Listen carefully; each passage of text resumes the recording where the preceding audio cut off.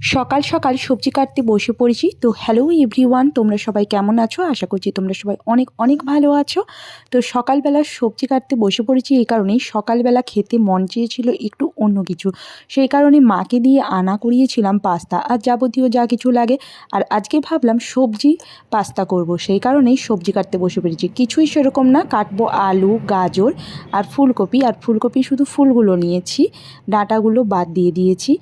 আর কি লাগছে সেগুলো চলো তোমরা দেখতে থাকো। সম্পূর্ণ ভিডিওটা দেখবে, ভিডিওটা খুব ছোট হবে। আর যারা আমার এই ভিডিওতে নতুন এসেছো তাদেরকে অনুরোধ জানাবো আমার চ্যানেলটাকে সাবস্ক্রাইব করে আমাকে পাশে থেকে আমাকে এগিয়ে যেতে সাহায্য করবে। আর যারা অলরেডি আমার চ্যানেলটাকে সাবস্ক্রাইব করে রেখেছো তাদেরকে বলবো অসংখ্য ধন্যবাদ আমাকে ভালোবাসা দেওয়ার জন্য। তো দেখো, কেটে নিয়েছি আদা কুচি, রসুন কুচি, টমেটো, পেঁয়াজ কুচি আর কাঁচা লঙ্কা। আর নিয়েছি ম্যাগি মশলা। পাস্তা মশলাটা মা পাইনি, ওই কারণে ম্যাগি মশলা নিয়েছি। তো কড়াইতে সাদা তেল ঢেলে কি করছি, আলু আর গাজরগুলোকে ভেজে নিচ্ছি। আর আগে থেকেই পাস্তাটা কিন্তু আমি নুন আর একটু সামান্য তেল দিয়ে সিদ্ধ করে নিয়েছি, যাতে পাস্তাগুলো একে অপরের গায়ে না লেগে যায়। তারপর সিদ্ধ হয়ে গেলে সেটাকে আমি ঠান্ডা জল দিয়ে ভালোভাবে ধুয়ে রেখে দিয়েছি। তো তারপরেই দেখো, কড়াইতে ওই আদা কুচি, রসুন কুচিগুলো হালকা ভেজে নিয়ে তারপরেই দিয়ে দিচ্ছি পেঁয়াজগুলো। খুব বেশি ভাজবার দরকার নেই। তারপরে দিয়ে দিয়েছি টমেটো কুচি। টমেটো কুচিগুলোকেও ভালোভাবে একটু হালকা ভেজে নিয়ে তারপরে দিয়ে দেব কাঁচা লঙ্কাটা। তারপর ওইটাও হালকা ভেজে নিয়ে দিয়ে দেব একটু নুন, হলুদ।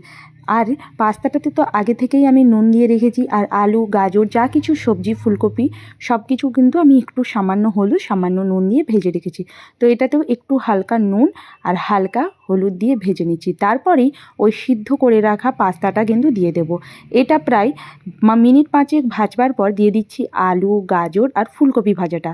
তারপরে ওটাকেও ঠিক 5 মিনিটের মতো ভাজার পর দিয়ে দিচ্ছি এই ম্যাগি মশলা। তো তারপরেই রেডি হয়ে গেল সবজি পাস্তা।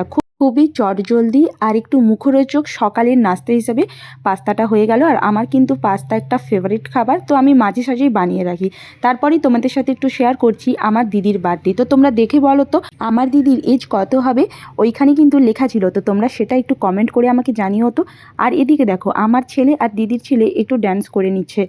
আর সেলিব্রেশনে ডান্স না হলে হয়? আর আমাদের কিন্তু প্রায় এরকম আনন্দ লেগেই থাকে, কারো না কারো বার্থডে বা অন্য কোনো না কোনো সেলিব্রেশন হয়েই থাকে, আর এরকম আনন্দ করতে থাকে। আজকে আমরা সবাই মিলে সেরকমভাবে ডান্স করিনি, তাই বাচ্চা দুটো ডান্স করছে, ওদেরকে দেখেই আমরা এনজয় করছি। তো তোমাদের সাথে একটু বার্থডে পিক আর ওই যে সকালে পাস্তা বানিয়েছিলাম সেটার পিক একটু শেয়ার করলাম। তারপর আমি নিচে এসেছিলাম মা বাবাকে পাস্তাটা দেওয়ার জন্য। এসে দেখি এখানে তো মিস্ত্রিরা কাজে লেগে পড়েছে, আর এদিকে ছেলে দেখো সেই সব খেলা করতে লেগে গেছে। তো ভিডিওটা এখানেই শেষ করছি। আর যদি ভিডিওটা ভালো লাগে তাহলে কিন্তু একটা লাইক করে কমেন্ট করবে। তো সবাই ভালো থাকবে, সুস্থ থেকে, আর আমার চ্যানেলটিকে সাবস্ক্রাইব করে পাশে থাকবে। Thank you.